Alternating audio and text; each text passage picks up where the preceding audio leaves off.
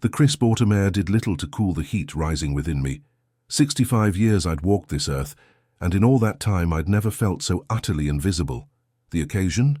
My son David's anniversary party, celebrating 10 years of marriage to Sarah. A milestone, they'd called it.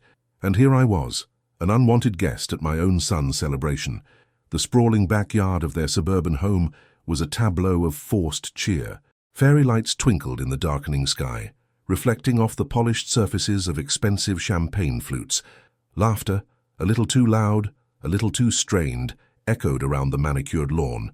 David, bless his well-meaning heart, had tried to include me, but even he couldn't quite bridge the chasm that had opened between Sarah and me. It had started subtly a few years back. Sarah, always ambitious, always climbing, had begun to view my presence as an inconvenience.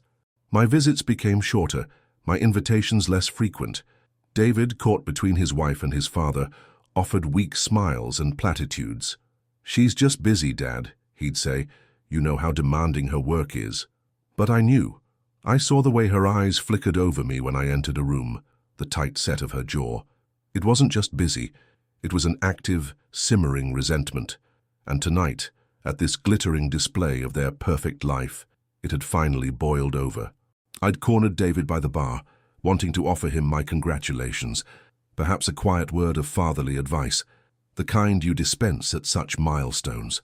He'd been distracted, a half-smile plastered on his face as he scanned the crowd. Then Sarah had appeared, her immaculate blonde bob framing a face that was a mask of polite indifference. "Dad," David began, his voice a little too hearty. "Glad you could make it." Before I could reply, Sarah, with a saccharine smile that didn't reach her eyes, had interjected, "David, darling, we were just discussing the new investment portfolio. It's quite complex, and we need to focus." She turned to me, her gaze sweeping over me as if I were a piece of unwanted furniture. "Honestly, father-in-law," she'd said, her voice dropping just enough for me to hear, "you're too old to be with us." The words, delivered with such casual cruelty, had landed like a physical blow. Too old. The implication hung heavy in the air. Too old, too irrelevant, too much of a burden. My heart, which had always beat with the steady rhythm of a contented father, suddenly felt like a frantic bird trapped in my chest. I looked at David, searching his eyes for a flicker of defense, of understanding. There was none, just a look of mild discomfort, quickly masked. He was already turning back to Sarah, their heads bending together as they discussed their complex finances. The laughter around me seemed to mock me. The fairy lights, once enchanting, now felt like a garish spotlight highlighting my isolation. I stood there for a moment, the cold air seeping into my bones, the warmth of the party an alien concept. Then, a slow, steady resolve began to form within me, a counterpoint to the frantic beating of my heart. I walked away from the bar, from the forced merriment, from the son who had chosen his wife's disdain over his father's dignity. I found David's mother, Eleanor, sitting quietly on a wicker chair on the patio, a glass of wine untouched beside her. She at least understood. Her gentle squeeze of my arm was a silent acknowledgement of the insult. As I reached for my coat, Sarah's words echoed in my mind. "You're too old to be with us." I turned to David, who had just rejoined the party, his arm around Sarah's waist. I met his gaze, and for the first time in years, I didn't see just my son.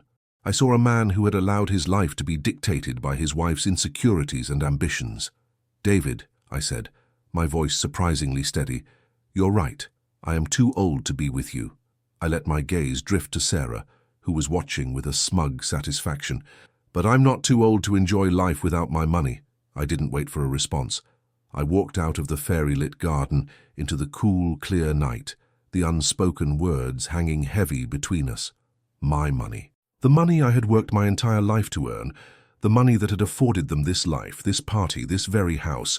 It was a tool, not a weapon, but tonight it felt like both, and I was about to discover just how sharp its edge could be. The drive away from David's house was a blur of streetlights and silent reflection. The cool night air, which had felt cleansing on the patio, now seemed to carry a chill that settled deep into my bones. My old Volvo, a faithful companion for over a decade, rumbled along the quiet suburban streets, a stark contrast to the pulsating energy of the party I'd just left. Sarah's words, "You're too old to be with us," replayed in my mind, each utterance a small, sharp jab. It wasn't just about my age, it was about my perceived obsolescence, my lack of contribution to their increasingly materialistic world. David's silence, his inability to stand up to her, was perhaps the most painful part. Had he always been this way? Or had Sarah's influence, her ambition, molded him into someone I barely recognized? I drove past familiar landmarks, now tinged with a melancholic hue. The park where I'd taught David to ride his bike, the library where Eleanor and I had spent countless Saturday afternoons, the old diner where we'd celebrated so many family birthdays. Each place held a memory, a ghost of a happier time. My mind drifted back to the financial aspect of our lives.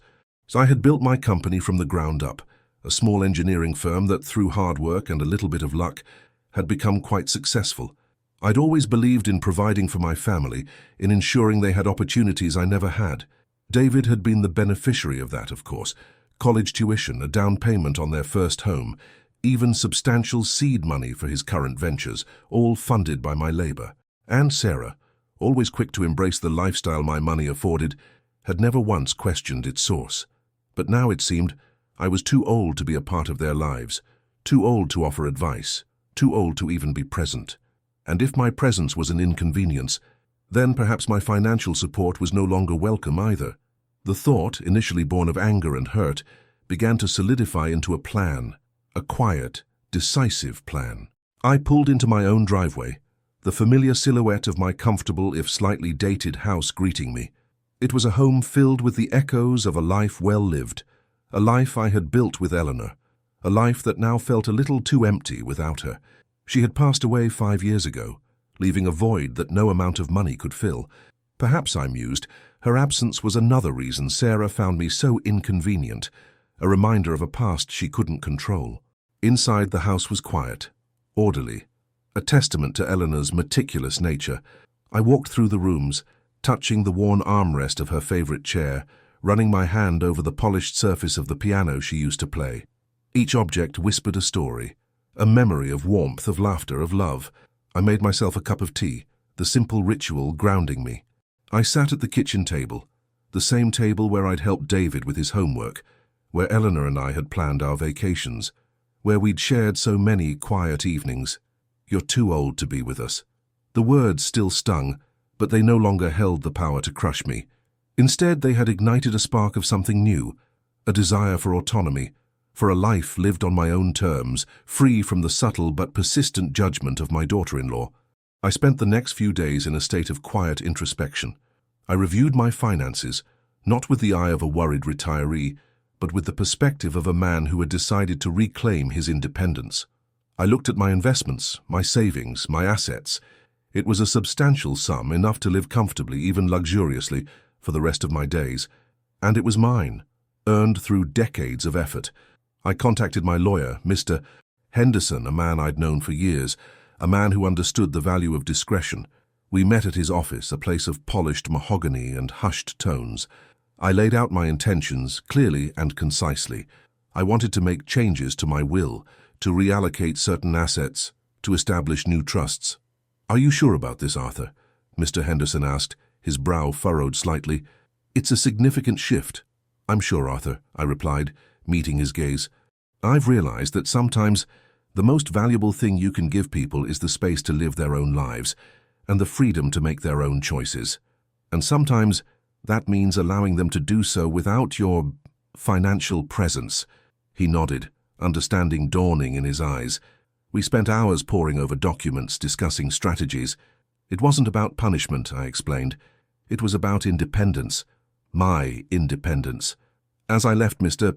Henderson's office, the weight on my shoulders felt lighter than it had in years. The decision was made. The path forward was clear. I was no longer an unwanted guest. I was a man with agency, a man with resources, and a man who was about to embark on a new chapter, one where I would finally be the sole author of my own story. The money was a tool, yes, but it was also a key that would unlock doors I hadn't even realized were closed to me, and I was ready to turn it. The crisp autumn air of Connecticut was a welcome change from the suffocating atmosphere of David and Sarah's anniversary party. I'd always loved the Northeast in the fall, the vibrant explosion of color, a testament to nature's enduring beauty. It was a stark contrast to the muted emotional landscape I'd left behind. My decision to leave my Connecticut home, even temporarily, had been swift. After my meeting with Mr. Henderson, a sense of liberation had washed over me. Sarah's dismissive words, once a source of hurt, had become a catalyst. I wasn't going to be the elderly father-in-law lingering around, a symbol of David's past and Sarah's perceived inconvenience. I was Arthur, a man of means and experience, and I deserved to live my remaining years with dignity and purpose. My initial plan was simple: disappear. No dramatic pronouncements, no tearful goodbyes, just a quiet exit. I packed a few suitcases, my favorite books and a selection of well-worn sweaters. I left a note for David, a brief factual message stating I was taking some time away to travel. I omitted any mention of Sarah or the party, wanting to avoid any further unpleasantness. But where to go? The thought of just drifting aimlessly felt uninspired. I wanted a change, not an escape into a void. My mind, sharp and analytical despite Sarah's pronouncements, began to sift through possibilities. I had always been fascinated by the vibrant, diverse tapestry of American cities. I wanted to experience a place that pulsed with a different rhythm, a place where I could observe, learn, and perhaps rediscover a part of myself that had been dormant for too long. My gaze fell upon a travel magazine lying open on my coffee table. An article with striking photographs showcased the eclectic charm of New Orleans. The city's rich history, its unique blend of cultures, its legendary music scene, it all resonated with me. It felt like a place that embraced life in all its messy, beautiful complexity, a place that wouldn't judge a man for his age, but for the stories he carried. I booked a flight for the following week, a one-way ticket to Louis Armstrong New Orleans International Airport. I also reserved a small, well-appointed apartment in the French Quarter through an online rental agency. I chose a place that boasted a balcony overlooking a charming street, a perfect vantage point for people watching and soaking in the city's atmosphere. The days leading up to my departure were a whirlwind of practicalities. I arranged for a trusted neighbor to keep an eye on the house, forwarded my mail, and set up automatic payments for my bills. I also made a few discreet calls to my financial advisor, ensuring that my affairs were in order and that David would have access to funds should he ever need them, though the nature of that access was about to change. The final meeting with my lawyer was more about formality than substance. The amendments to my will were in place, the trusts established. The wording was precise, ensuring that while David would still be a beneficiary, his access would be managed and controlled, contingent on certain responsible behaviors rather than an open checkbook. It wasn't about disinheritance, but about a gentle yet firm redirection. I didn't want my legacy to be a source of entitlement, but a foundation for responsible stewardship. On the morning of my flight, I stood at my front door, my suitcases by my side. The house felt quiet, filled with the ghosts of memories. There was a pang of sadness, a lingering regret for the fractured relationship with my son. But beneath it, a stronger current of anticipation flowed. I was not running away. I was running towards something, towards a new experience, a new perspective, a new chapter. As I locked the door behind me, I took a deep breath of the crisp Connecticut air. It smelled of fallen leaves and distant wood smoke. It was the scent of an ending, but also, I hoped, the scent of a new beginning. New Orleans awaited, a city of music, of history, of life, and I, Arthur, was ready to listen to its song. The moment I stepped out of the airport in New Orleans, the air hit me, thick, humid, and alive with 1,000 unfamiliar scents. It was a potent cocktail of blooming jasmine, exhaust fumes, and something deeper, something ancient, like damp earth and old stone. The familiar chill of Connecticut felt a galaxy away. I was in the Crescent City, and it was already wrapping its arms around me. My taxi navigated the bustling streets, a vibrant, chaotic ballet of honking horns, streetcars rattling past, and pedestrians weaving through the throng with an easy rhythm. Buildings with wrought-iron balconies, draped in bougainvillea, lined the streets, whispering tales of a bygone era. It was a sensory overload, but in the best possible way. My apartment in the French Quarter was exactly as advertised, charming, compact, and boasting that coveted balcony. I dropped my bags and immediately stepped out, leaning against the railing. Below, the street hummed with life. A group of musicians, their instruments glinting under the streetlights, were setting up for an impromptu performance. The air vibrated with anticipation. That first evening I simply wandered. I let the city pull me along its winding streets, each turn revealing a new marvel. The intoxicating aroma of beignets wafted from a nearby cafe. The mournful cry of a saxophone echoed from a dimly lit bar. I found myself drawn to a small jazz club, the door slightly ajar, spilling warm light and even warmer music onto the cobblestones. Inside, the air was thick with smoke and the soulful strains of a blues singer. I found a quiet table in the corner, ordered a local beer and let the music wash over me. The faces around me were a study in concentration and joy, people lost in the moment, connected by the universal language of music. The next few days were a delicious exploration.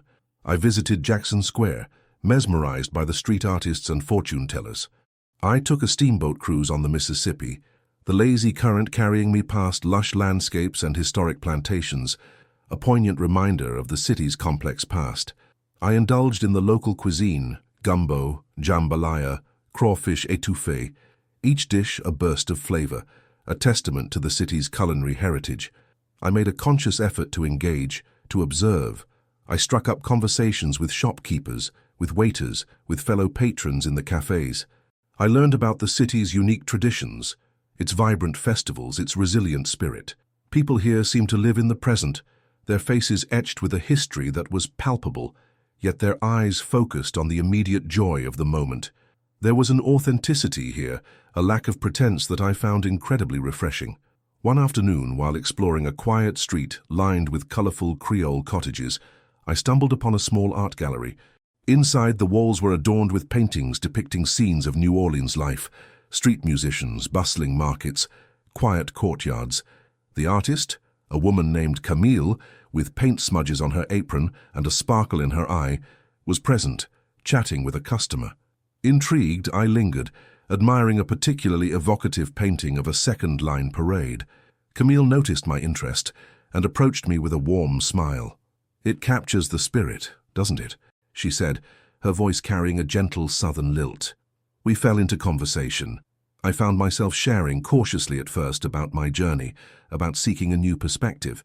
Camille, with an artist's keen perception, listened intently. She didn't pry, but her questions were insightful, encouraging me to articulate my thoughts and feelings. "New Orleans has a way of doing that," she said, gesturing around her gallery. "It strips away the pretense. It forces you to feel, to engage. The city doesn't care if you're old or young, rich or poor. It just asks you to be present, to be alive." Her words resonated deeply.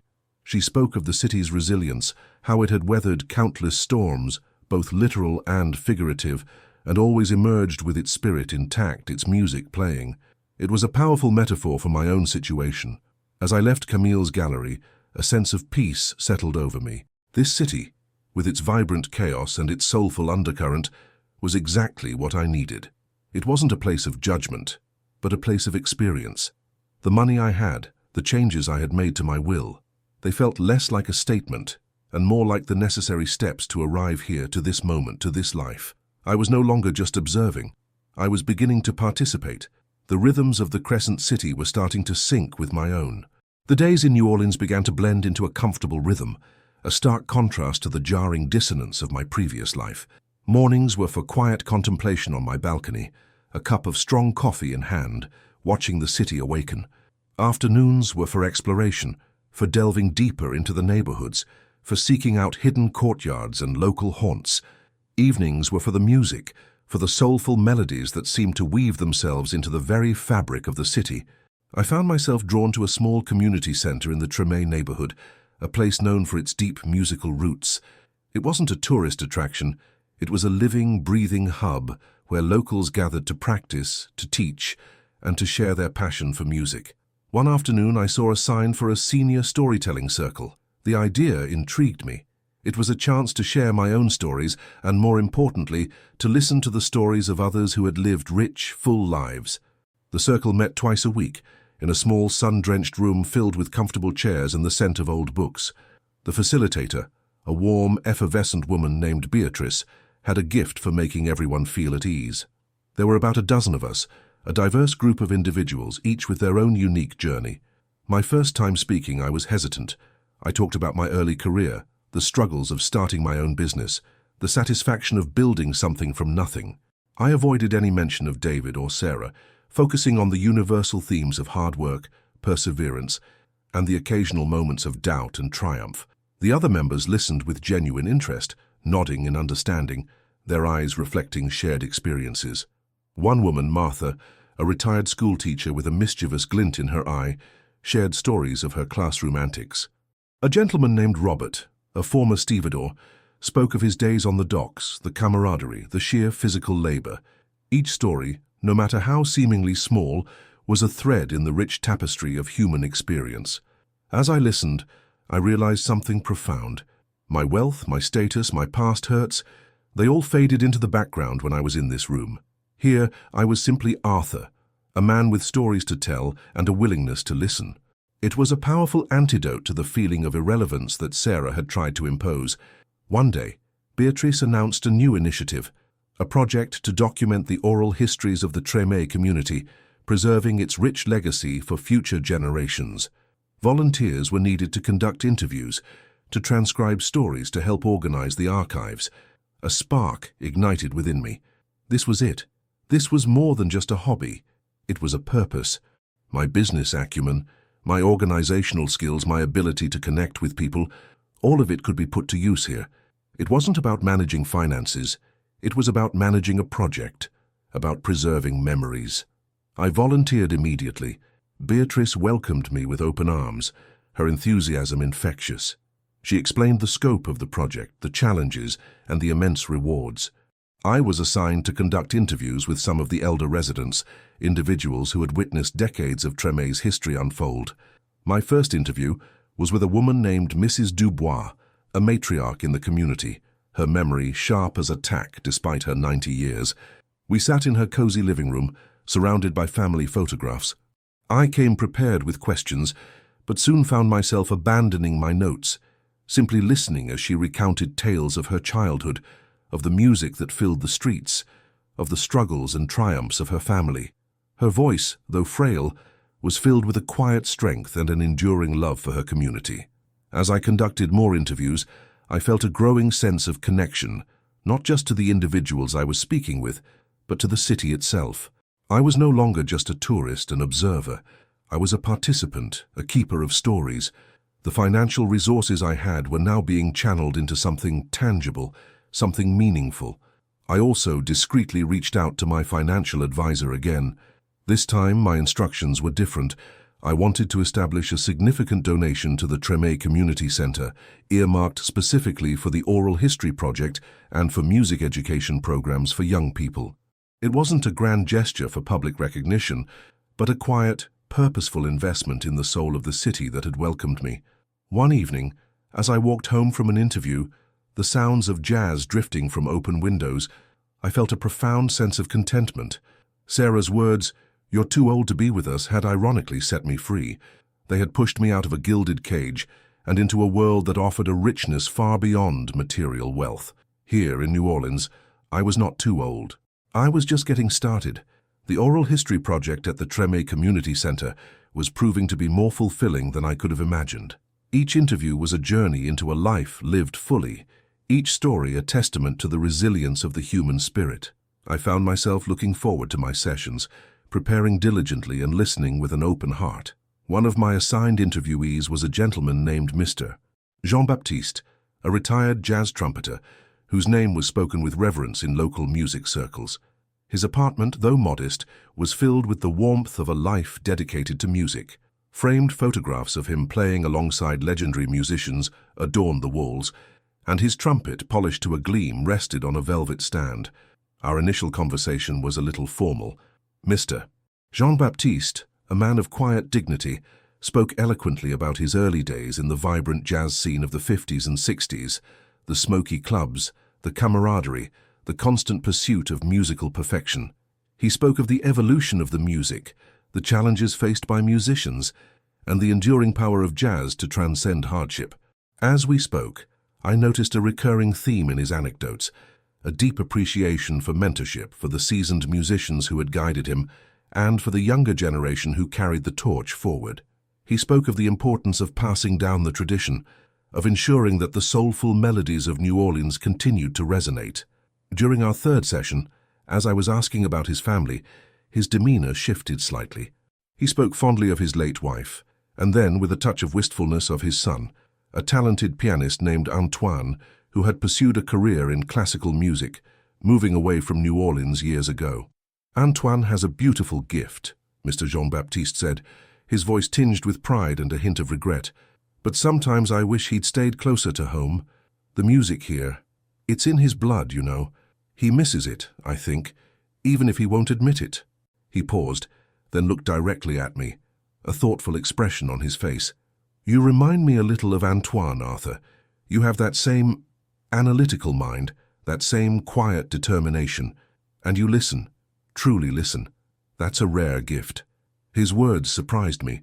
I had been so focused on my own journey, on finding a new purpose, that I hadn't considered the possibility of forming new, meaningful connections. Mr. Jean-Baptiste, a man I had met through my volunteer work, was offering a level of personal insight and unexpected camaraderie. After our interview sessions concluded, we kept in touch. I would often stop by his apartment, not for an interview, but simply to chat. He'd play a few tunes on his trumpet, the rich, melancholic notes filling the room, and I'd share stories from my own life, the ones I felt comfortable sharing. He never asked about my past wealth or my strained relationship with my son. He was interested in Arthur, the man, the storyteller, the volunteer. One afternoon, Mr. Jean-Baptiste mentioned that Antoine was coming to visit for a few weeks. "He's performing a small concert at the conservatory," he explained. "It's a chance for him to share his work, and for me to hear him play again." A few days later, Mr. Jean-Baptiste invited me to the concert. "It would mean a lot if you were there," he said, his eyes earnest, "to see Antoine shine." I readily agreed. The conservatory was a grand old building, its halls echoing with the sounds of budding musicians. The concert hall was filled with a discerning audience, a mix of proud parents, music aficionados, and fellow students. Antoine, a man in his late 30s with his father's thoughtful eyes, took the stage with a quiet confidence. His performance was breathtaking. He played a complex, emotive piece, his fingers dancing across the piano keys with a precision and passion that held the audience captive. There were moments when I could see echoes of his father's jazz sensibility in his classical interpretations, a subtle swing, a nuanced phrasing that spoke of his New Orleans roots. After the concert, there was a small reception. Mr. Jean-Baptiste beamed with pride as he introduced me to Antoine. "Arthur, this is my son, Antoine," he said. "He's the one who keeps me on my toes." Antoine extended a hand, his grip firm and warm. "It's a pleasure to meet you, Mr. Arthur," he said, his voice carrying a trace of his father's accent.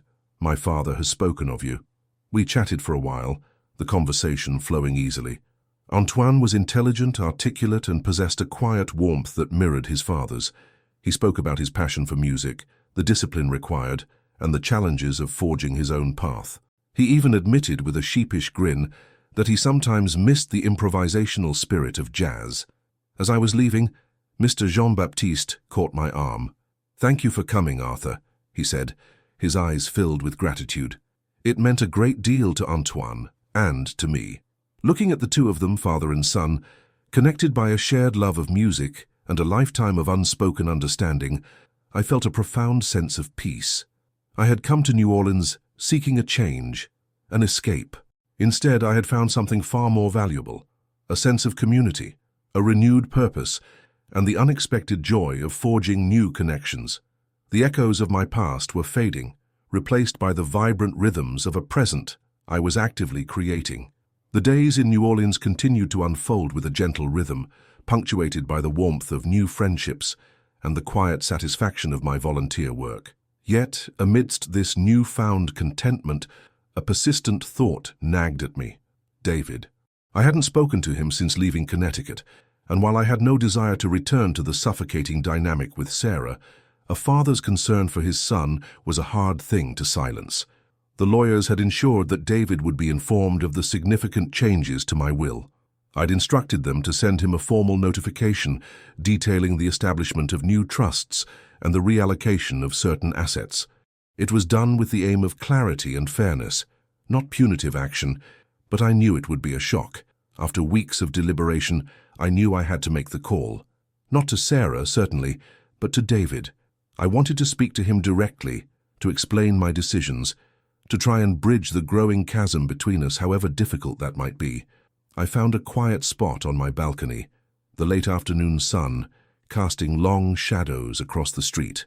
I took a deep breath, steeling myself for what I knew could be an unpleasant conversation. I dialed his number, the familiar digits feeling foreign on my fingertips. The phone rang for what felt like an eternity. Finally, David's voice, a little hesitant, answered. "Dad?" "David," I began, my voice steadier than I expected. "It's me." There was a pause, a beat of silence filled with unspoken tension. "Dad, I got the letter from Mr. Henderson about the changes to your will." His voice was tight, strained. "Yes," I replied calmly. "I wanted to talk to you about it, and about other things." Another pause. "Sarah wasn't happy about it, Dad. Not happy at all." The mention of Sarah, even indirectly, sent a familiar prickle of annoyance through me. "Sarah's feelings are her own, David. This decision is mine." I chose my words carefully, wanting to convey my resolve without sounding overly harsh.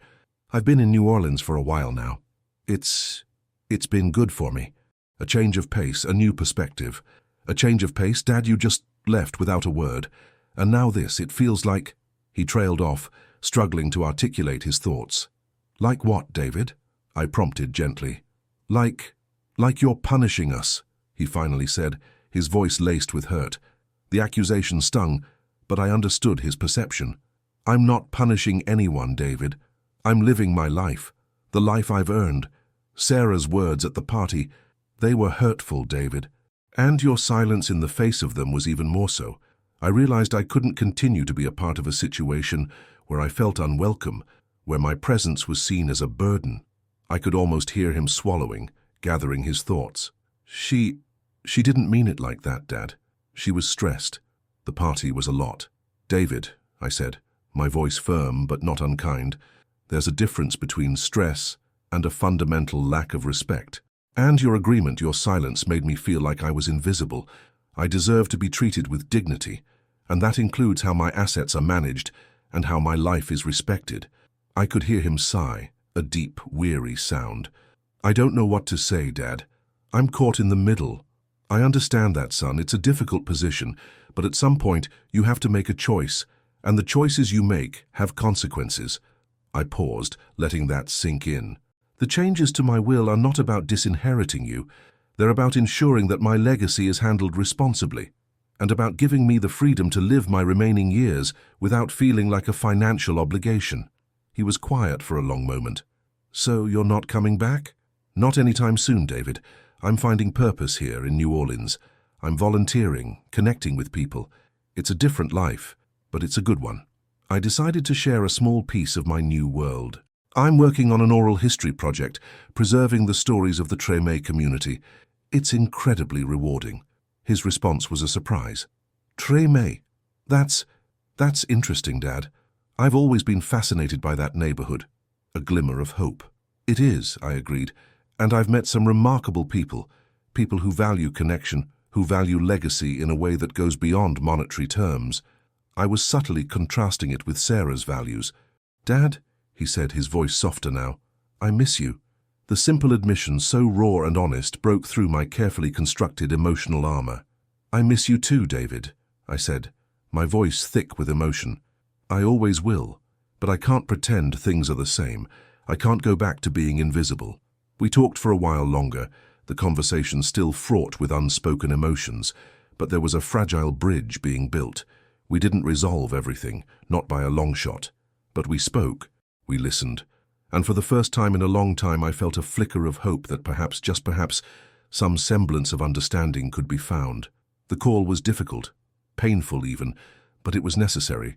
It was the first step in a long, uncertain journey towards mending what had been broken. The conversation with David, though emotionally taxing, had left me with a sense of quiet resolution. The air felt clearer, the weight on my shoulders a little lighter. I hadn't expected a miraculous reconciliation, but the acknowledgement of mutual feelings, his hurt, my need for dignity, was a starting point. My focus returned to the oral history project, the positive feedback from the community members, The eagerness of the younger volunteers and the tangible progress we were making fueled my dedication. I began to see the project not just as a way to preserve the past, but as a tool for building a stronger future for the Treme community. One afternoon, while discussing the project's long-term sustainability with Beatrice, a new idea began to form. "We have all these incredible stories," I mused, "but what happens when the current generation of elders is gone? How do we ensure their wisdom, their experiences continue to inspire?" Beatrice, ever the pragmatist, nodded. "That's always been the challenge. Funding is scarce, and keeping the archives accessible is a constant battle." "What if," I began, my mind racing, "we could create a more formal structure, a non-profit organization perhaps, one that could secure grants, host regular workshops, and even develop educational materials based on the collected stories?" Beatrice's eyes lit up. "Arthur, that's brilliant, but it would require significant resources, legal setup, marketing, program development." "Exactly," I interjected, a plan already taking shape in my mind. "And that's where I believe I can help. I have experience in setting up and managing organizations, in securing funding, and I'm willing to commit a substantial portion of my resources to make this happen." We spent the next few weeks working tirelessly. I utilized my business contacts, seeking legal advice on establishing a non-profit entity. I drafted proposals, outlining the project's mission, its goals, and its potential impact. Beatrice, with her deep understanding of the community, provided invaluable insights into its needs and aspirations. The name we chose was simple yet evocative: Crescent City Legacies. Our mission was clear: to preserve and celebrate the rich cultural heritage of New Orleans through oral histories, music education, and community engagement. The formal establishment of Crescent City Legacies required more than just paperwork. It involved building trust, garnering support, and demonstrating genuine commitment. I organized a small informal gathering at the community center, inviting key figures from the Treme neighborhood, local musicians, and potential donors. I stood before the assembled group, not as a wealthy benefactor but as a passionate advocate. I spoke of the power of stories, of the importance of honoring the past to build a vibrant future. I shared anecdotes from my interviews, highlighting the wisdom and resilience of the community members, and I announced my commitment to funding the initial phase of Crescent City Legacies, including the establishment of a dedicated music education program for underprivileged youth. The response was overwhelmingly positive. There was a palpable sense of excitement, a shared belief in the potential of the project. Musicians offered their time to mentor young, aspiring artists. Community elders pledged their continued participation in the oral history project, and several local businesses expressed interest in sponsorship. As the weeks turned into months, Crescent City Legacies began to flourish. We secured a small, dedicated space within the community center to serve as our archive and administrative hub. We launched our music education program, enrolling eager young students who showed a natural aptitude for instruments like the trumpet, saxophone, and piano. I found myself deeply immersed in the operational aspects of the nonprofit. I managed budgets, coordinated volunteers, and developed strategic partnerships. It was a different kind of challenge than running my engineering firm, but it was equally rewarding. The return on investment wasn't measured in dollars and cents, but in the smiles of the children learning their first notes, in the gratitude of the elders whose stories were finally being heard, and in the renewed sense of pride within the community. One day, Antoine, Mr. Jean-Baptiste's son, approached me. "Arthur," he said, "my father told me about what you're doing with Crescent City Legacies. It's remarkable. I'd like to contribute." "How so?" I asked, genuinely curious. "I'd like to offer some masterclasses for the young pianists," he replied. "Share what I've learned, and perhaps help develop some of the curriculum." It was a perfect synergy. Antoine, who had initially seemed distant from his New Orleans roots, was now embracing them, contributing his considerable talent to preserve the very heritage that had shaped him. His involvement was a testament to the project's growing influence, a ripple effect of positive change emanating from the seeds we had sown. I looked at the bustling activity within the community center, the laughter of children, the passionate discussions of volunteers, the vibrant energy of the neighborhood. It was a far cry from the cold, sterile environment of Sarah's pronouncements. Here, in New Orleans, my age was not a liability but an asset. My experience was not a burden, but a resource, and my money, once a source of contention, was now a tool for building, for connecting, and for fostering a legacy that truly mattered. The success of Crescent City Legacies brought a deep sense of fulfillment, a purpose that had been missing for too long. I had found a new home, a new community, and a new reason to greet each day with enthusiasm. Yet, the past has a way of casting long shadows, and mine was about to reappear, not with a bang, but with a quiet, unsettling whisper. It began with a series of increasingly insistent emails from David. At first, they were general inquiries about my well-being, but they soon took a more specific turn, asking about my financial situation, about the management of my assets, and subtly hinting at unforeseen expenses that had arisen in his and Sarah's latest ventures. The tone was polite, almost deferential, but the underlying message was clear. They needed money. I responded politely, reiterating that my assets were now structured in trusts managed by my financial advisor, and that direct access was contingent on specific circumstances outlined in the legal documents. I emphasized that my current focus was on Crescent City Legacies, and that while I was financially secure, my resources were largely committed to the non-profits initiatives. The subtle pressure continued. David's calls became more frequent, his tone more anxious. He spoke of market downturns, of unexpected business challenges, of Sarah's growing concern about their financial stability. He alluded to the fact that the funds I had once readily provided were now inaccessible, causing significant stress. One evening, after a particularly strained call with David, I found myself confiding in Beatrice. "It's difficult," I admitted, stirring my coffee. "I want to help my son, but I can't undo the decisions I've made. They were necessary for my own well-being and now for the legacy of Crescent City Legacies." Beatrice listened patiently, her gaze kind. "Arthur, you've done what you needed to do. You've created a life for yourself here, and you're using your resources to make a positive impact. You can't be held responsible for their financial choices, especially when they've been so dismissive of your own needs." Her words offered comfort, but the guilt lingered. Was I being too hard? Was there a way to help David without jeopardizing the progress of the non-profit? Then a more alarming development occurred. I received a formal letter from David's lawyer, requesting a meeting to discuss urgent matters concerning Arthur's estate. The tone was legalistic, distant, and carried a thinly veiled threat. It suggested that a prolonged period of estrangement and financial withholding could have legal ramifications. My heart sank. This was no longer just David's anxiety. This felt orchestrated, a calculated move by Sarah, likely leveraging David's desperation. I contacted Mr. Henderson immediately. He assured me that my legal standing was secure, that the documents were sound, and that any attempt to force my hand would be met with robust legal defense. "Arthur," he said, his voice grave, "it appears your daughter-in-law is employing more aggressive tactics. Be prepared for further attempts to pressure you." The shadow had materialized. I knew Sarah. Her ambition, her perceived entitlement, her inability to accept being denied what she believed was rightfully hers, it all pointed to her influence. She likely saw my commitment to Crescent City Legacies as a personal affront, a diversion of funds that she felt should have been directed towards her and David. I decided it was time for a more direct approach. I called David again, but this time I was firm. "David," I said, "I received a letter from your lawyer. I need to understand what is happening." His voice was tight with anxiety. "Dad, it's complicated. Sarah, she's worried about everything. The market, her investments."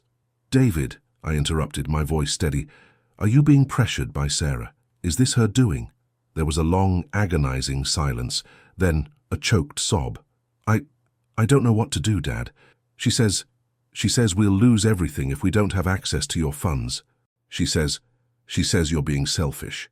The word selfish landed like a blow, a mirror image of Sarah's earlier accusation of him being too old. It was a pattern of manipulation, of shifting blame. "David," I said, my voice softer now, laced with a deep sadness, "being selfish would be to abandon the work I'm doing here, the people I'm helping. Being selfish would be to allow my resources to be squandered on speculative ventures that have failed." I paused, choosing my next words with care. "However, I'm willing to consider a controlled contribution, not a direct infusion of cash, but a loan, secured against specific assets, for a clearly defined and responsible purpose, and it would be contingent on a clear demonstration of a sound financial plan, developed with professional guidance and with Sarah's agreement to cease these aggressive tactics. It was a compromise, a concession born of paternal love, but also of a firm resolve to protect my legacy and the future of Crescent City legacies. I was offering a lifeline, but it would be a lifeline offered on my terms, with clear boundaries. The shadow from the past had forced my hand, but it had also reaffirmed my commitment to the light I had found in New Orleans. The offer of a secured loan, a carefully structured compromise, hung in the air between David and me. It was a concession, yes, but one made with a clear understanding of the boundaries I needed to maintain. Sarah's aggressive tactics, though unwelcome, had ironically pushed me to articulate my position more forcefully and to offer a path forward that was less about outright denial and more about responsible stewardship. David, visibly relieved by the prospect of some financial assistance, agreed immediately to my terms. He promised to discuss it with Sarah and to have their financial advisor reach out to mine to begin the necessary discussions. The legal letter was rescinded, and a fragile truce seemed to settle over our strained relationship. The subsequent weeks were a whirlwind of activity, not just for me and my lawyers, but for David and his team. Mr.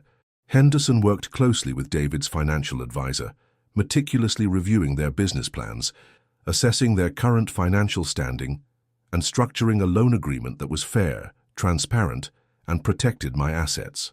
The process was rigorous, demanding detailed justifications for every requested dollar and a clear outline of how the funds would be used to stabilize and improve their financial situation rather than simply prop up failing ventures. During this period, David and I spoke more frequently, not about the loan itself, but about life. He shared his anxieties, his frustrations with Sarah's relentless drive, and his own longing for a simpler existence. He admitted, with a surprising level of vulnerability, that he felt trapped, caught between his wife's ambitions and his own desire for a more grounded life. "Sometimes, Dad," he confessed one evening, his voice low, "I envy you. You seem to have found peace, a real sense of purpose. I'm just chasing the next deal, the next success, and Sarah's always pushing for more." His words resonated deeply.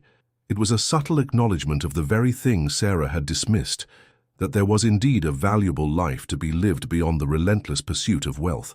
I shared stories of my work with Crescent City Legacies, of the joy I found in mentoring young musicians, of the profound connections I had forged within the Treme community. I spoke not of my financial contributions, but of the intangible rewards, the sense of purpose, the feeling of making a difference. "It's not about money, David," I explained. "It's about contributing something meaningful, about leaving a legacy that matters, not just in dollars but in lives touched." Meanwhile, the work of Crescent City Legacies continued to expand. The music education program was thriving, with a waiting list of eager young students. We hosted our first community concert, a joyous celebration of local talent that brought together residents from across the city. Antoine's masterclasses were a resounding success, inspiring the young pianists and fostering a deeper appreciation for their musical heritage. Sarah, though initially resistant, seemed to recognize the necessity of the loan agreement. The detailed financial scrutiny and the clear terms likely curbed her more extravagant impulses, at least temporarily. She remained distant, her interactions with me polite but cool, a silent acknowledgement of the boundaries I had firmly established. The primary goal for her was securing the funds, and the new structure, however limiting, provided that. One afternoon, David called with news. "Dad," he said, his voice tinged with a newfound lightness, "Sarah and we've decided to scale back some of our more ambitious projects. We're focusing on consolidating what we have, making it more sustainable. And she's agreed to the loan terms without any further complications." It was a significant concession. The loan, while granted, was not an open check. It was a structured commitment, requiring responsibility and accountability. "That's good to hear, David," I replied, a genuine sense of relief washing over me. "I hope this allows you both to find a more stable footing." "It will, Dad. And thank you for understanding, for helping." The gratitude in his voice was palpable, a genuine expression that transcended the financial transaction. The fragility of this truce was not lost on me. The underlying issues that had led to our estrangement hadn't vanished overnight. Sarah's ambition and David's indecisiveness were deeply ingrained. However, a crucial shift had occurred. I had asserted my independence, redefined my role, and found a purpose that transcended familial obligation. As I ended the call with David, I looked out at the vibrant street scene of the French Quarter. The music was playing, the air was alive with the city's unique energy, and the future of Crescent City Legacies was brighter than ever. I had faced the shadow from my past, navigated its complexities, and emerged with my integrity intact, my purpose solidified, and a fragile but hopeful connection re-established with my son. The journey was far from over, but for the first time in a long time, I felt that I was truly in control of my own narrative. The successful negotiation of the loan and the subsequent scaling back of David and Sarah's more precarious ventures brought a quiet stability to my own life. The constant undercurrent of anxiety about their financial situation had finally receded, allowing me to fully immerse myself in the burgeoning work of Crescent City Legacies. The non-profit was no longer just a passion project, it was a growing institution, its impact rippling through the Treme community. The music education program, under the guidance of dedicated instructors and with Antoine's invaluable mentorship, was producing tangible results. Young musicians were not only honing their technical skills, but also developing a deeper understanding and appreciation for the rich musical tapestry of New Orleans. We hosted regular recitals, showcasing the students' progress, and the pride on their faces was a reward far greater than any financial gain. One particular student, a shy but incredibly talented young trumpeter named Marcus, had captured my attention. He possessed an innate musicality, a raw talent that seemed to blossom under the tutelage of the seasoned instructors. I often found myself lingering in the practice rooms, listening to his soulful renditions of classic New Orleans jazz standards. Beatrice noticed my growing interest in Marcus. "He has a gift, doesn't he?" she remarked one afternoon, watching him play. "A true prodigy. If he continues on this path, he could become something very special." Inspired, I proposed a new initiative within Crescent City Legacies, a scholarship fund specifically for gifted young musicians, providing them with advanced training, instruments, and a stipend to help alleviate financial burdens. My initial contribution to the fund was substantial, and I committed to actively seeking further donations from individuals and organizations who shared our vision. This new initiative, however, required more than just financial investment. It demanded community engagement, a way to identify and nurture emerging talent. I began attending local jazz festivals, community gatherings, and open mic nights, not just as an observer but as a scout, seeking out promising young artists who could benefit from our scholarship program. During these excursions, I experienced firsthand the warmth and genuine embrace of the New Orleans community. People knew me not as the wealthy father-in-law from Connecticut, but as Arthur, the man behind Crescent City Legacies, the one who was investing in their children's futures. They would stop me on the street, thanking me for the opportunities we were providing, sharing stories of how the music program had changed their children's lives. I remember one evening at a small jazz club in the Marigny. I was enjoying a quiet drink, listening to a talented local band when an elderly woman approached my table. "Mr. Arthur," she asked, her voice raspy but kind. "My grandson, he plays in that band. He got his first real trumpet from your program. He practices every day now. You've given him hope." Tears welled in my eyes. It was moments like these that reaffirmed the profound impact of our work. It wasn't just about preserving history. It was about shaping the future, about empowering the next generation. Antoine, too, became increasingly involved. He not only continued his masterclasses, but also began collaborating with some of the older jazz musicians in the community, bridging the gap between classical and jazz traditions. He organized joint performances, bringing together different generations of musicians and fostering a cross-pollination of styles and influences. "It's remarkable, Arthur," Antoine said to me one evening after a particularly successful collaborative performance. "The energy, the creativity here, it's infectious. I feel more connected to my roots than ever before." His words echoed my own sentiments. New Orleans had become more than just a refuge. It had become my adopted home. The city's vibrant culture, its resilient spirit, and its deep appreciation for art and music had not only given me a new purpose, but had also helped me heal. The pain of my fractured relationship with David and Sarah hadn't disappeared entirely, but it had been overshadowed by the profound joy and fulfillment I found in my work and in the genuine connections I had made. I was no longer Arthur, the wealthy, aging father-in-law.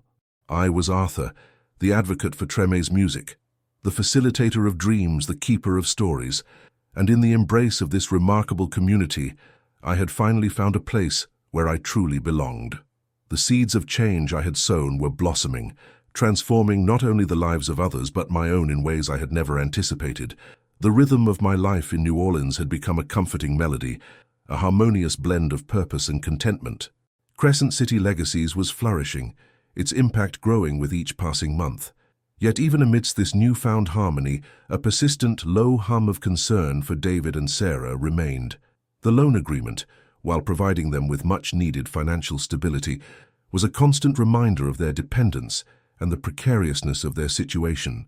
David's calls, while more positive, still carried an undercurrent of anxiety.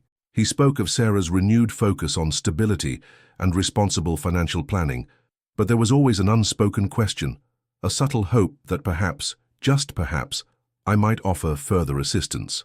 One crisp autumn evening, I received a call from David that held a different tone. "Dad," he began, his voice hesitant, "Sarah and I were hoping you might consider coming north for Thanksgiving, just for a few days. It's been a while." The invitation, so simple yet loaded with unspoken meaning, caught me off guard. Thanksgiving, a holiday steeped in tradition, in family. My first instinct was to decline. The thought of returning to the very environment that had caused me so much pain, to face Sarah's cool demeanor, felt daunting. But then I thought of David. I remembered the vulnerability in his voice during our recent calls, his expressed envy of my peace and purpose. Perhaps this was an opportunity, not to rekindle the old dynamic, but to show him and perhaps even Sarah a different version of myself, a version who was confident, content, and no longer defined by their approval or disapproval. I spoke to Beatrice about it. She listened, as always, with her characteristic understanding. "Arthur," she said gently, "you have every right to decline, but if you feel a pull to go to see your son, then perhaps it's worth considering. Just remember who you are now. You are not the man who left Connecticut." Her words were a powerful reminder. I was no longer seeking validation or acceptance. I had found my own sense of worth, independent of their opinions. After much deliberation, I called David back. "David," I said, "I'll come for Thanksgiving, but understand this isn't a return to the way things were. I'll be staying for a few days and then I'll be back in New Orleans. My life is there now." David's relief was palpable. That's wonderful, Dad, thank you. She's looking forward to it too." The mention of Sarah, while cautiously optimistic, still carried a hint of uncertainty. The weeks leading up to Thanksgiving were a mix of anticipation and apprehension. I packed a small suitcase, including a gift for David and Sarah, a beautifully bound collection of local New Orleans poetry, a subtle offering of my new world. I also packed a few of my favorite books, a reminder of my own independent interests. The flight north felt different this time. There was no sense of obligation, no desperate need to mend fences at all costs. There was simply a desire to connect with my son, to observe and to navigate the situation with the calm assurance I had cultivated in New Orleans. As my taxi pulled up to their familiar suburban home, I saw David standing on the porch, a warm smile on his face. He looked genuinely happy to see me, and for a fleeting moment the years of strain seemed to melt away. "Dad, you made it!" he exclaimed, embracing me warmly. Sarah appeared in the doorway, her smile polite, her eyes appraising. "Arthur, it's good to see you." Her tone was civil, devoid of the biting sarcasm of the past, but also lacking any genuine warmth. It was an acknowledgement, not an embrace. Inside, the house was impeccably decorated for the holiday. The familiar trappings of their comfortable life were all present. The air, however, felt different. It was less tense, less charged with unspoken resentment than I had anticipated. Perhaps the financial restructuring had indeed brought a measure of calm. The Thanksgiving dinner was a civil affair. We discussed David and Sarah's latest business endeavors, which seemed more grounded and less speculative. Sarah asked about my life in New Orleans, her questions polite but detached. I answered truthfully. Speaking of Crescent City Legacies, of the music program, and of the joy I found in my work. I avoided any mention of my financial contributions, focusing instead on the human element, the impact on people's lives. David, caught between his wife and his father, seemed more at ease than I had seen him in years. He actively steered the conversation, ensuring it remained light and positive, a testament to his efforts to create a more harmonious atmosphere. As the evening drew to a close and we sat in the living room, a quiet moment settled between David and me. He caught my eye and offered a small, knowing smile. It was a silent acknowledgement of the progress we had made, of the fragile peace we had achieved. The visit was not a grand reconciliation. The deep-seated issues hadn't been magically resolved, but it was a step towards understanding, towards acceptance, and towards a new, more respectful dynamic. As I prepared to return to New Orleans, I carried with me not the sting of past hurts, but a quiet hope for the future, a hope that the seeds of change, sown in the vibrant soil of the Crescent City, were beginning to bear fruit, even in the most unexpected places. The Thanksgiving visit, though brief and tinged with the familiar awkwardness, had been surprisingly peaceful. There were no dramatic confrontations, no biting remarks from Sarah. Instead, there was a quiet civility, a palpable effort from both David and Sarah to maintain a semblance of holiday cheer. It wasn't warmth, not yet, but it was a far cry from the cold indifference I had experienced before. As I settled back into my apartment in the French Quarter, the humid air and the distant sounds of jazz felt like a comforting embrace. The contrast between the staid suburban atmosphere of Connecticut and the vibrant chaos of New Orleans was stark, and I relished it. My life in the Crescent City, with its purpose and its community, felt like home. However, the brief sojourn north had also brought a new perspective. Seeing David and Sarah in their environment, observing their interactions, I gained a clearer understanding of the pressures they faced. Sarah's ambition, while often misguided, was fueled by a deep-seated insecurity, a fear of falling behind. David, caught in the middle, was clearly struggling to balance his wife's demands with his own evolving understanding of what truly mattered. My own actions, while necessary for my well-being and the success of Crescent City legacies, had undoubtedly added to their stress. The loan, though structured for responsibility, was still a lifeline, and the conditions attached were a constant reminder of my authority. It wasn't a dynamic I particularly enjoyed, but it was the one that had been forged through years of miscommunication and differing values. During my daily volunteer work at the community center, I found myself reflecting on this newfound perspective. I realized that true reconciliation, if it were ever to happen, would require more than just my financial support or my quiet acceptance. It would require a deeper understanding, a willingness on all sides to acknowledge past mistakes and to forge a new path based on mutual respect. I began to incorporate this understanding into my interactions with David. Our phone calls became less about their financial situation and more about genuine conversation. I asked about his work, his interests, his dreams, and listened attentively to his responses. I shared stories from my own life, not just about my successes, but about my struggles, my doubts, and the lessons I had learned along the way. I wanted him to see me not just as a father or a benefactor, but as a man who had navigated his own complexities. One afternoon, David called with an idea. "Dad," he said, his voice hesitant, "Sarah and we've been thinking. With the loan, things are more stable now, and she's been doing a lot of research on philanthropic foundations. She was wondering if you'd be open to discussing some of her ideas for a smaller, community-focused initiative, something separate from your work with Crescent City Legacies, but inspired by it." My initial reaction was one of caution. Sarah's ideas had often been driven by a desire for recognition or a perceived opportunity for financial gain. However, the fact that she was suggesting a community-focused initiative and that she was involving David in proposing it to me signaled a potential shift. "What kind of initiative, David?" I asked, keeping my tone neutral. "She's interested in supporting local artisans," he explained, helping them develop their businesses, marketing their work. She believes there's a real untapped potential there, especially within the diverse cultural landscape of New Orleans. It was a plausible idea. New Orleans was rich with talented artisans, and a structured program could indeed provide valuable support. It was also, I suspected, a way for Sarah to carve out her own niche, to gain recognition for her efforts in a way that felt less like direct reliance on my wealth. "That sounds like an interesting concept, David," I replied. "I'm open to hearing more. Perhaps you and Sarah could put together a more detailed proposal outlining the scope, the goals, and how you envision it operating.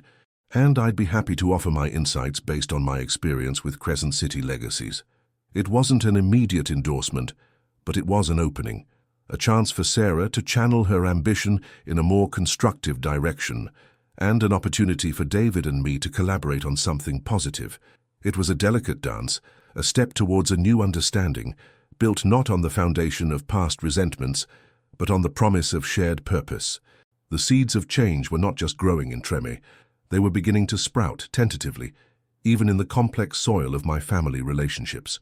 David and Sarah's proposal for a community-focused initiative supporting local artisans arrived a few weeks later, a professionally bound document that showcased a surprising level of research and planning. While I maintained my professional reserve, I was undeniably impressed by the detail and the genuine thoughtfulness that Sarah had apparently invested. It wasn't about grand gestures or personal aggrandizement.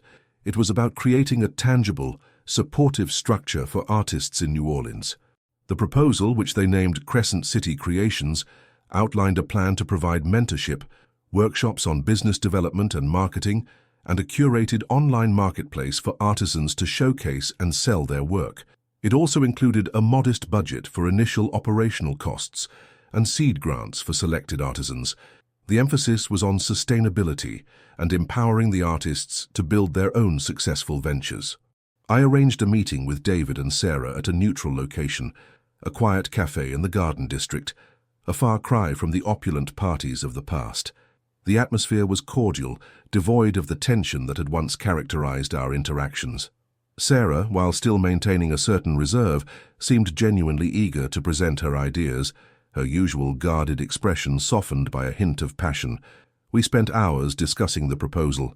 I offered insights from my experience with Crescent City Legacies, focusing on the importance of community engagement, transparent operations, and measurable impact. I questioned them on their strategies for identifying artisans, their methods for mentorship, and their long-term financial projections. Sarah, to her credit, answered each query with thoughtful consideration, demonstrating a grasp of the practicalities that surprised me. David, more relaxed than I had seen him in years, acted as a supportive bridge between his wife and me, his presence a calming influence. He shared his own observations about the vibrant artisan scene in New Orleans, his genuine appreciation for the city's creative spirit. As the meeting drew to a close, I made my decision. "Sarah, David," I said, my voice calm and clear, "I believe you have a sound concept here. It aligns with the spirit of community empowerment that I value, and it addresses a genuine need within New Orleans. I am willing to support Crescent City Creations, not as a direct infusion of funds into your personal accounts, but as a dedicated endowment managed by a separate board with clear guidelines for its distribution and oversight." A flicker of surprise, then relief crossed Sarah's face. It was a compromise, a way for her to pursue her passion while maintaining the financial safeguards I deemed necessary. David squeezed my arm, a silent gesture of gratitude. The establishment of Crescent City Creations as an independent entity, with its own board and rigorous oversight, took several months. I worked closely with Mr. Henderson and a newly assembled board of directors, comprised of respected community leaders, experienced business professionals and local artists, to ensure its ethical and efficient operation. My role was primarily as a benefactor and advisor, providing guidance and resources, but allowing the board and Sarah to manage the day-to-day operations. The launch of Crescent City Creations was a modest affair, held at a local art gallery. It was attended by a diverse group of artisans, community members and supporters. Sarah, in her address, spoke with genuine passion about her vision, emphasizing collaboration, empowerment, and the celebration of New Orleans' unique artistic heritage. Her words for the first time felt authentic, devoid of any hint of entitlement or self-serving ambition. One of the first artisans to receive a seed grant was a young woodcarver named Leon, whose intricate handcrafted pieces depicted scenes of New Orleans life. I had met him at a local market, and his talent had immediately impressed me. He was a quiet, dedicated artist, his hands possessing a rare skill and his eyes alight with a dream. Crescent City Creations provided Leon with the financial resources to purchase better tools, to rent a small studio space, and to develop a professional online presence. He, in turn, became an enthusiastic participant in the mentorship program, sharing his own journey and inspiring other emerging artists. Watching Leon's work flourish, seeing the tangible impact of our collective efforts, brought a profound sense of satisfaction. It was a different kind of fulfillment than I had experienced with Crescent City Legacies, but equally meaningful. It was the satisfaction of seeing ambition channeled constructively, of witnessing dreams take flight, and of knowing that my resources, once a source of contention, were now fostering creativity and opportunity. David and Sarah's relationship with me had undergone a significant transformation. The dynamic had shifted from one of dependence and subtle coercion to one of respectful collaboration. They still sought my advice, but it was now offered and received with a mutual understanding of boundaries and shared purpose. The shadow of past resentments had begun to recede, replaced by the warm glow of a new, albeit still fragile, familial connection built on a foundation of shared endeavor and mutual respect. The late afternoon sun, a soft golden hue, cast long shadows across my balcony in the French Quarter. The familiar sounds of the city, the distant strains of jazz, the murmur of conversations, the occasional rumble of a streetcar, formed a comforting symphony. It had been nearly a year since I'd left Connecticut, a year of profound change, of healing, and of rediscovering myself in the vibrant heart of New Orleans. Crescent City Legacies was thriving, its programs expanding, its impact on the Treme community deepening. The oral history archive was becoming a vital resource, preserving the voices and memories of a generation. The music education program was nurturing a new wave of talented musicians, their melodies weaving themselves into the city's rich sonic tapestry. Marcus, my young trumpeter, had recently been awarded a prestigious scholarship, a testament to his dedication and the opportunities Crescent City Legacies provided. Crescent City Creations, under Sarah and David's leadership, was also gaining momentum. The online marketplace was a vibrant hub for local artisans, their creations reaching a wider audience. Leon, the woodcarver, had recently opened his own small gallery, a dream realized, his work gaining national recognition. Sarah, in particular, seemed to have found a new sense of purpose, her ambition now channeled into tangible, community-focused initiatives. Her interactions with me were marked by a newfound respect, a quiet acknowledgement of the value I had brought to her endeavors, and I hoped a genuine appreciation for the person behind the wealth. David, too, seemed more at peace.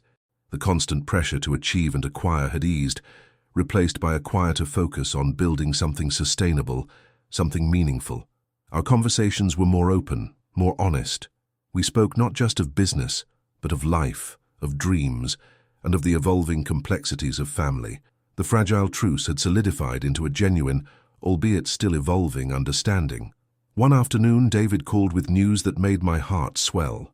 "Dad," he said, his voice filled with a quiet pride, "Sarah and we've been talking about family, about the future. We were wondering if you'd be open to a different kind of Thanksgiving this year." I listened, my breath catching in my throat. "We were thinking," he continued, "that instead of just us, we invite your sister, Carol, and her family. And maybe we could all spend a few days together here in New Orleans. We could show them the city, introduce them to some of the artisans at Crescent City Creations, and perhaps you could share some of your stories about Treme with them." The invitation was unexpected and deeply moving. It wasn't just about a holiday gathering.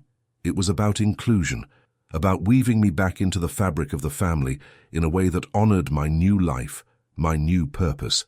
It was an acknowledgement that my presence, my stories, my work had value. "David," I said, my voice thick with emotion, "that sounds wonderful. I would be honored." The prospect of having my sister and her family join us in New Orleans filled me with a quiet joy. It was a testament to the progress we had all made, a testament to the power of resilience and the enduring strength of familial bonds, even when tested.